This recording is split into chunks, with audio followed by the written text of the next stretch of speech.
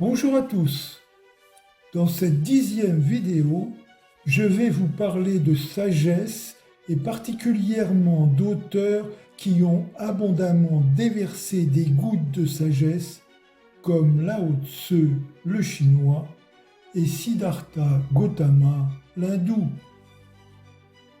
L'étonnement est le propre de la philosophie, l'amour de la sagesse, cette science première qui a enrichi l'humanité et qu'il est bon aujourd'hui pour tout le monde de rappeler, de ressentir et de raisonner, et faire résonner à l'unisson cette Dame Nature, résonance de cette œuvre divine mystérieuse, de déverser abondamment cette sagesse sur nos corps, nos esprits et nos cœurs, aujourd'hui voilés par une crise planétaire, prémisse de changement, de transformation, de métamorphose. Ce que nous allons essayer de voir, d'entendre, de toucher, de sentir et ressentir, c'est la sagesse. Cette sagesse qui émerge d'écrits puisés parmi le patrimoine culturel et cultuel de l'humanité, afin de donner ou redonner du sens à notre vie si précieuse, et ainsi se retrouver, se ressourcer, se métamorphoser dans une harmonie de bien-être, origine de tous les possibles. Saviez-vous que la sagesse existait bien avant la création de notre monde-univers ? En effet, dans le livre des Proverbes du roi Salomon, il est écrit « L'Éternel me créa, la sagesse, au début de son action antérieurement à ses œuvres, dès l'origine des choses. Dès les temps antiques, je fus formé, tout au commencement, bien avant la naissance de la terre. Il n'y avait pas encore d'océan quand je naquis, ni de source chargée d'eau. Avant les montagnes plongeant dans les profondeurs, avant les coteaux, je fus doué de vie, avant que Dieu eût fait la terre et ses vastes espaces, la masse des glèbes du sol, terres agricoles. Quand il affermit les cieux, j'étais là, et quand il traça un cercle autour de la surface de l'abîme, quand il consolida les nuées dans les régions supérieures, quand jaillirent avec force les sources souterraines, quand il imposa à la mer ses limites, empêchant les eaux d'enfreindre son ordre, et qu'il fixa les fondements de la terre. Alors j'étais à ses côtés, habile ouvrière, dans un enchantement perpétuel, goûtant en sa présence des joies sans fin, m'égayant sur son globe terrestre et faisant mes délices des fils de l'homme. Lao Tse, qui signifie vieux maître, est le père du taoïsme. Constatant le déclin de la dynastie régnante, il serait parti vers l'ouest. À la frontière, un gardien lui aurait demandé de consigner par écrit son enseignement. Lao Tse rédigea le Tao Te Ching, puis continua sa route et disparut à tout jamais. Le sens que l'on peut exprimer n'est pas le sens éternel. Le nom que l'on peut proférer n'est pas le nom éternel.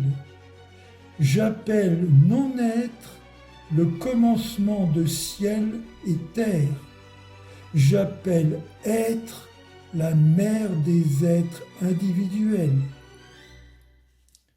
Quand chacun sur terre tient le beau pour beau, cela implique d'emblée la laideur. Quand chacun sur terre tient le bien pour bien, cela implique d'emblée le mal, car être et non-être mutuellement s'engendrent. Facile et difficile, l'un l'autre se parachèvent. Long et court, mutuellement se définissent. Haut et bas, l'un l'autre se touchent. Voix et son, l'un l'autre s'épousent. Avant et après, mutuellement se suivent.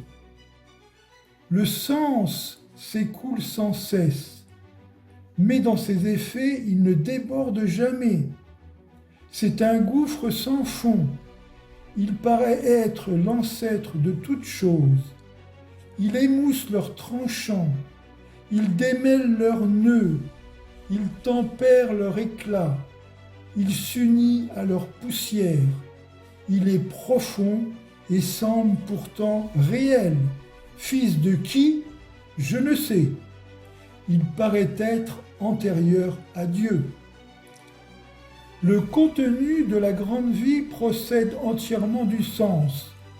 Le sens anime les choses d'une manière si chaotique, si obscure. En lui sont des images chaotiques, obscures. En lui sont des choses obscures, chaotiques. Ténébreuse, insondable, est en lui la semence. Cette semence est absolument vraie. Elle confère la sécurité. Il est une chose parfaite, sans réserve. Avant que le ciel et la terre ne fussent, la voilà déjà, silencieuse et seule, ô combien! Elle se tient seule, immuable. Elle se meut en cercle sans se mettre en péril. Nommons-la, si vous voulez, la mère du monde. Je ne sais pas son nom, je l'appelle la voix. Ayant bien de la peine à lui donner un nom, je la dénomme grande. Qui connaît autrui est sensé, qui se connaît soi-même est sage. Qui triomphe d'autrui est fort, qui triomphe de soi est puissant. Qui vient à bout de soi a de la volonté, qui sait se satisfaire est riche, qui ne perd pas sa place est stable, qui même dans la mort ne périt pas, celui-là vit. Le sens engendre l'un engendre le deux engendre le trois engendre toute chose. De toute chose, l'envers et l'obscur. Toutes choses tendent vers la lumière et le flux de force leur donne l'harmonie. Sans franchir le pas de sa porte, on connaît le monde. Sans regarder par la fenêtre, on perçoit le sens du ciel. Plus quelqu'un va loin, moins il en sait. C'est pourquoi le sage n'a pas besoin de s'en aller pour connaître toute chose. Il n'a pas besoin de voir pour être lucide. Il n'a pas besoin de faire pour accomplir. Toute difficulté sur terre commence par la facilité. Toute grandeur sur terre est au commencement petitesse. C'est pourquoi, si le sage ne fait jamais de grandes choses, il peut accomplir de grandes actions. L'éveillé, Siddhartha Gautama, a découvert le chemin du milieu qui donne la vision, la connaissance, qui conduit à la paix, à la sagesse, à l'éveil. Et quel est le chemin du milieu que l'éveillé a découvert et qui donne la vision, la connaissance et conduit à la paix, à la sagesse, à l'éveil? C'est le noble sentier octuple, à savoir la vue juste, la pensée juste, la parole juste, l'action juste, le moyen d'existence juste, l'effort juste, l'attention juste, la concentration juste. Ceci est le chemin du milieu que l'éveillé a découvert, qui donne la vision, la connaissance qui conduit à la paix, à la sagesse, à l'éveil. Voici ce qui doit être accompli par celui qui est sage, qui recherche le bien et a obtenu la paix. Qu'il soit appliqué, droit, parfaitement droit, docile, doux, humble, content, aisément satisfait. Qu'il ne se laisse pas submerger par les affaires du monde, qu'il ne se charge pas du fardeau des richesses, que ses sens soient maîtrisés, qu'il soit sage, sans orgueil et ne s'attache pas aux familles, qu'il ne fasse rien qui soit mesquin et que les sages puissent réprouver, que les êtres soient heureux, qu'ils soient en joie et en sûreté.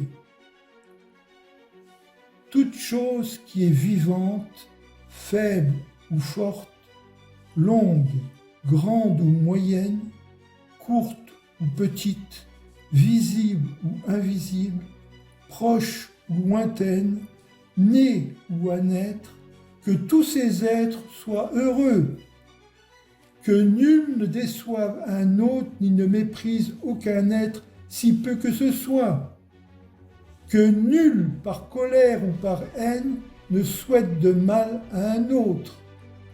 Ainsi qu'une mère au péril de sa vie surveille et protège son unique enfant, ainsi, avec un esprit sans limite, doit-on chérir toute chose vivante, aimer le monde en son entier, au-dessus, au-dessous et tout autour, sans limitation, avec une bonté bienveillante et infinie.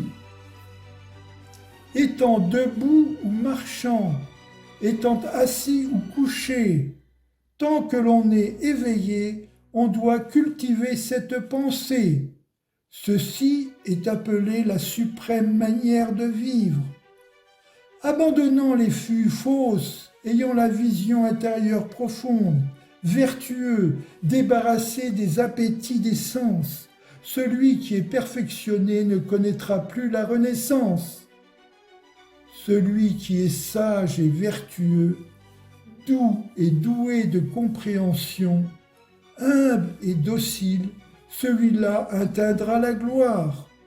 Celui qui est énergique, actif, inébranlé par l'infortune, de manière irréprochable, intelligent, celui-là atteindra la gloire. Celui qui est hospitalier, qui se fait des amis, qui est libéral et sans égoïsme, qui est un guide, un instructeur, un conciliateur, celui-là atteindra la gloire. La générosité, les aimables paroles, le service rendu aux autres, l'égalité envers tous et à tout moment sont les qualités indispensables dans le monde, comme la cheville du moyeu qui fait marcher la roue. La destruction des obstacles, je vous le dis, est pour celui qui sait et pour celui qui voit, non pour celui qui ne sait pas, ni pour celui qui ne voit pas. Et que doit savoir, que doit voir celui qui détruit les obstacles? La pensée sage et la pensée sans sagesse. En celui qui pense sans sagesse, des obstacles non apparus paraissent, et les obstacles déjà présents s'accroissent. En celui qui pense sagement, des obstacles non apparus ne paraissent pas, et les obstacles déjà présents décroissent. Il y a les obstacles qui doivent être vaincus par le contrôle. Il y a les obstacles qui doivent être vaincus par l'usage juste. Il y a les obstacles qui doivent être vaincus par l'endurance. Il y a les obstacles qui doivent être vaincus en les évitant. Il y a les obstacles qui doivent être vaincus en les écartant. Il y a les obstacles qui doivent être vaincus par le développement spirituel. Les insensés, dans leur manque de sagesse, s'abandonnent à la négligence. Le sage garde la vigilance comme la richesse la plus précieuse. Ne vous laissez pas aller à la négligence, ni au plaisir des sens. Celui qui est adonné à la méditation obtient la grande joie. Que le sage reste maître de son esprit, car il est subtil et difficile à saisir, et il court où il veut. Un esprit contrôlé assure le bonheur. Il n'y a pas de concentration pour celui qui manque de sagesse. Il n'y a pas de sagesse pour celui qui manque de concentration. Il est vraiment près de l'éveil, celui en qui se trouve la concentration et la sagesse. Je vous remercie de votre attention.